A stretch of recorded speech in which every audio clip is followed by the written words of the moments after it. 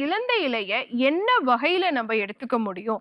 ஹார்மோன balance பண்றதுக்கு, ப்ராப்பரா ovulation நடக்கிறதுக்கு, ப்ராப்பரா கருத்தரிக்கிறதுக்கு, பிசிஓடி, பிசிஓஎஸ் பிரச்சனையும் கட்டுப்படுத்துறதுக்கு இலந்தை இலைய எப்படி பயன்படுத்தலாம்?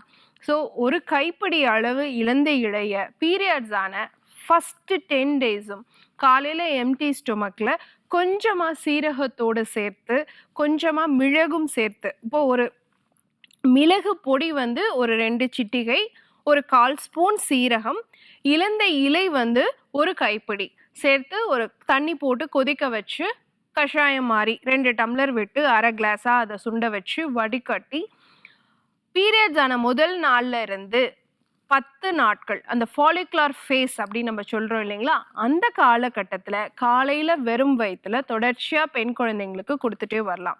அந்த மாரி குடுத்துட்டு வரும்பொழுது, உங்களுடைய கருமுட்டை வளர்ச்சி சீராக இருக்கும். பிசிஓடி, பிசிஓஎஸ் பிரச்சனையும் கட்டுப்பாட்டுக்கு வரும். ரெகுலர் பீரியட்ஸ் வரதுக்கும் அது சப்போர்ட்டிவாக இருக்கும். பயன்படுத்தி பாருங்க.